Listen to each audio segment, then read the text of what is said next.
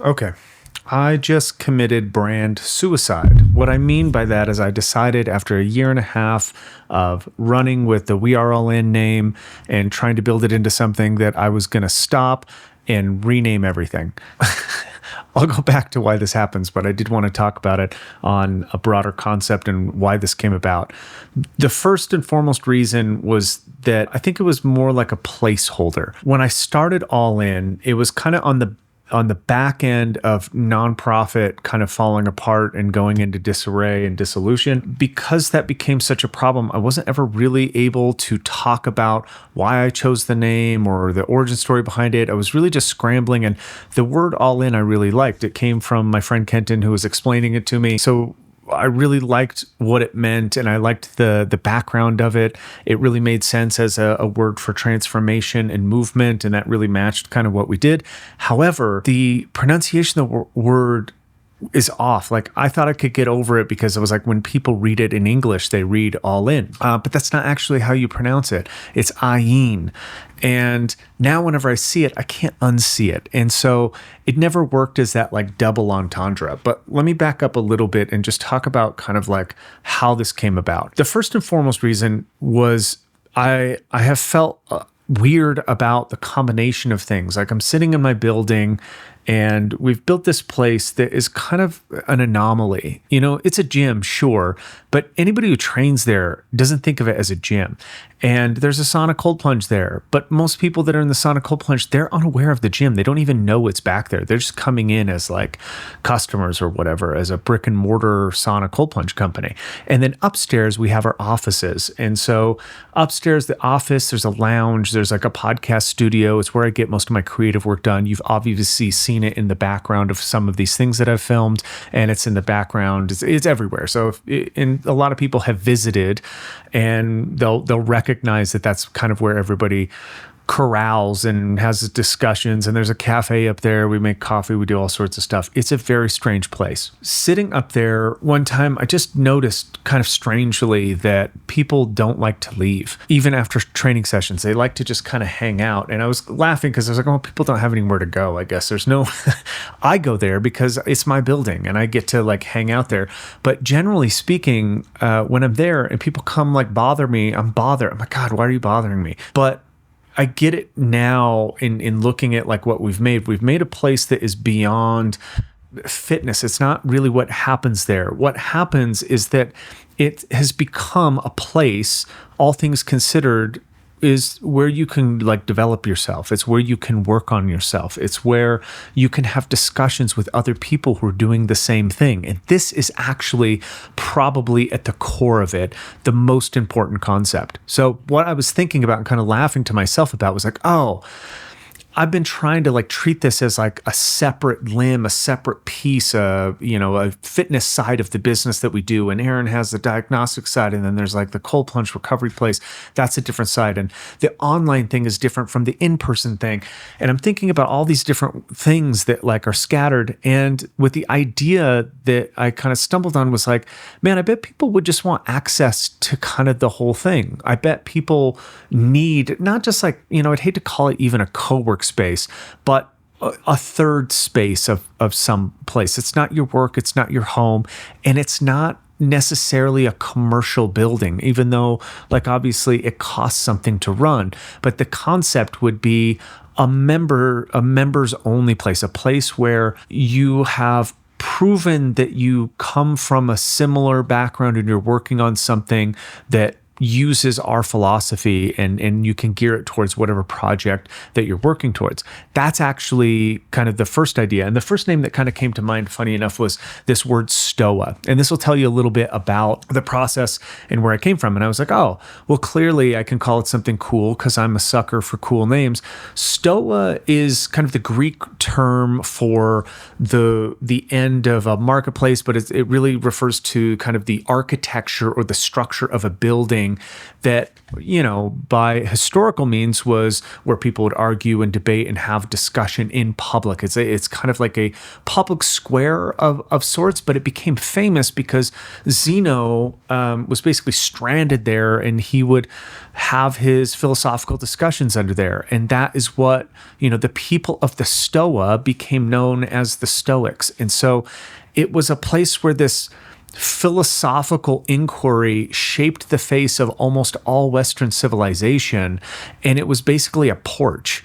I've always loved that story. So I thought about calling this endeavor, this membership, this thing that people could belong to would be called Stoa. That's so cool. And I built this whole website behind it, and it was very cool. And you can hover over this thing, is very elusive and secretive, and that's kind of the shit that I'm into for whatever reason. And I was getting ready to launch it. And again, I just noticed it's just another arm. It's like another thing that doesn't have cohesiveness. It doesn't have this all-encompassing thing like something like Stoa would be on its own, but it doesn't really describe what's going on. And so I paused because I really didn't know how to handle it. And then a couple weeks went by, and this name popped into my head. And I joked at first because it was actually something that we're considering for a production company that we're working on right now. And we needed a temporary name to prop up the production company. And this name popped up. Aaron was actually the one who called it out. And I loved it. I was immediately enthralled with it. And I brought it up as kind of a joke, they didn't want to use the name. They thought it was too related to Facebook or something like that. And I was like, oh, well, fuck that. I would use the name for something else, and I wanted to take my name back anyway. Well, I was like, well, I can't, I already have OLLIN, and I have all this other stuff. And I thought about it, and I was like, man, I really have a problem with that name. And I joked about just changing the name and being like, I'll deal with the repercussions after. I'll just change the name. I'll buy, whatever URL matches that and get coordinated with it and make sure that the trademarks are there and all of that kind of stuff. And I couldn't sleep. I literally just didn't go to sleep. I just thought about all the work that was involved, and I was basically trying to talk myself out of it. I was like, okay, I'm going to have to go rebuffer every video. That alone should be don't do it. That's way too much work. Now, do I have to do that? No, but I hate when things aren't. I don't like when they're not congruent. So I would go back and then I was thinking in terms of URLs and broken links and social media sites and all the stuff that we've done over the brand building. I was really thinking about it man, this is just way too much work. It's not worth it. We've already set on this track. It's already important.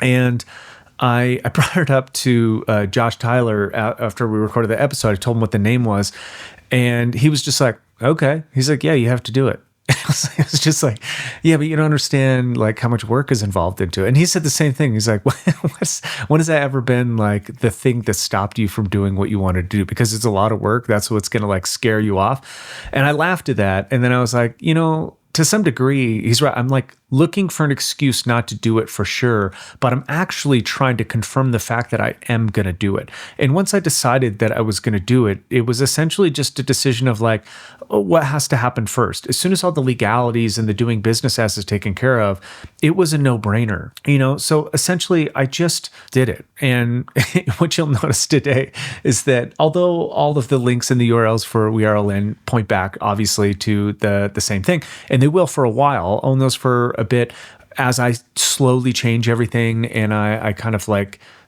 conform it all to this brand. Everything should link and it should be fine. It should all point to the same direction. However, you'll notice almost immediately all of the socials have changed. I didn't really think it through because I don't think it matters. We're not this massive enterprise company, and I don't know why I thought that I needed to act like one and do this cohesive integrated strategy about what the phases were for this release, when in reality I can just change the fucking name. I asked the people on our website in the forum, I was just like, hey, would this piss anybody off? And that's all I really cared about. Is it going to be inconvenient for anybody? Are you going to be annoyed that it feels like I'm flip-flopping or I'm just, everything changes all the time? And in reality, I think what came back I mean, comprehensively through everybody kind of said, no, we like watching it shift. We like, they've been here. A lot of people, this is funny. A lot of people have been here since I started my blog on Grit and Teeth in 2015. That's how long people have been following along. That's 9 years essentially of the actual, 11. It's 11 years that people have been following my exploratory training. It's quite literally on the same structure that I started 11 years ago. I use the same back end, the same infrastructure, the same interface. It's essentially a blog roll. Granted, it is built beyond the hilts now because it has all sorts of custom coding and programming in the back end of it, but it's still quite literally the same essence as what it was when it was gritandteeth.com. And then as it evolved and I got involved and started nonprofit, and nonprofit started to come back more towards a fitness flair, I went right back into my ideas. I went right back into exploring fitness as kind of a question mark about what am I doing? This is what I'm working on. It was never about do this exercise because you'll get X outcome. It just hasn't. Now we can answer those. They're pretty straightforward. You want a bigger back squat? Yada, yada, yada. That's never interested me. The real interest here in the thread that goes through all of this is that this is just a curious journey into physicality and seeing what we can get out of ourselves when we train appropriately. That's the thread. And after, kind of like my most trusted clients on the website kind of confirmed that they're just here for the ride, it really made me actually think about what I missed when I changed things, from each stage and didn't explain kind of my process into it, because I think a lot of people might actually be interested in this whole process. I always try to make it behind the scenes so it looks, I guess, more professional than it is, I want people to think that for like everybody, like, oh, it's bigger than it is, but it's really not. It's me staring at a fucking computer screen and messing with the typefacing and messing with the spacing and a knurling and an object and shaping it and getting it to represent a feeling that I have for the thing that it's describing. And, it's just infinite amount of time put into details that really have nothing to do with necessarily a name. But when the name hit me, it occurred that name actually encapsulates kind of what I think is most interesting about this whole thing. And that is that there is like weight to this stuff. You feel it. Like a name is just quite literally a name, but when you read it and you feel it, you go, oh yeah, that really hits it for me. And I would say that when this happened with this heavy meta, when I read it, and I read it, kind of incorrectly at first, it just like clicked that it is a take on something people will assume that they know what it means, but on a second pass, when they try to confirm or, whatever, they'll have to look at it again and go, oh, and then it causes more thought. It causes more introspection. It does precisely what I want a training session to do, which is kind of like you do it and then it hits you in the side of the face as like, oh, this is much deeper than burning calories or building muscle or doing something very benign. This is a deep subject. So my goal in all of this, and the reason why, I'm doing this kind of, video to at least explain kind of what's going on so people don't get left behind, is also an invitation to help me build it. It's also a call to all the people who kind of understand what we're talking about to give your input and, watch me go through creating this thing. Give me some feedback for what you like and what you don't like. And if you've been a supporter of any of the projects I've been involved with, I invite you to kind of like express your opinion and be part of this. The other part of this that's really interesting is that it kind of coalesced all around the same concept and idea that I've been coming to, over a long time, but obviously always come back to it. And that's that I fucking hate social media. Like I really do. I think it's like one of the dumbest constructs. And yes, it works for some things. And like, granted, if you're in any kind of marketing or business, it's definitely like a foundational thing that you have to use. It is a tool, but it is absolutely not in our control, and that drives me crazy. It's unpredictable. You can at any one point be shut down. You essentially, you're just renting or leasing your own followers. So if you're like very good at what you do and you create all of this profound content or work or, whatever, you essentially get a following. People want to know what you're doing. And then there's a middleman there that decides that even though I've said that I want to follow this person, I want to know what they're doing, I want to be informed when they post something, that middleman goes, we don't feel like telling you that they did anything. We were just going to see what we think or feel that you should share. So more often than not, you're looking at accounts that you don't give a fuck about and didn't want to follow out, and they won't even show you who you do want to follow. So there's this large censorship that's happening. It's creating kind of like an insanity among people who work really hard to kind of like share their things, and they can't even share it with the people who are interested in sharing it. That is not a good system. What this really has brought me back down is like learning at, I've looked at platforms and like what you should look at. And really what it's pointing me back to is that the platform I already have, right? The website is the platform, and the articles and the interaction that can happen on there, that is realistically the only place that I care to like build anything is on that platform, because then I own it. It's not going to get deleted. It's not going to go away anywhere. The people that do come there, they are committed to actually generally figuring things out because they've clicked a hyperlink. That's all it shows these days. Like if you're willing to click on something and go outside of your platform or your portal, you're technically a committed person. And I would agree that's crazy, but that's also true. I think how I want to put this focus and all of this stuff out there, and that's really what's happening here is like I want the pipeline that gets what I make to the people who want to learn about it. That's the only goal. That's the only thing that really matters for me. And I think the best way to do that is actually just reinvigorating the attention and detail that goes into the newsletter or the email. And that is where I think I'll place my focus in the future. So it coincides with this kind of like rebranding, and also this focus on me wanting to make a newsletter that is so valuable that you can't help but open it. And that sounds weird because email is, God, people blast you with shit all the time.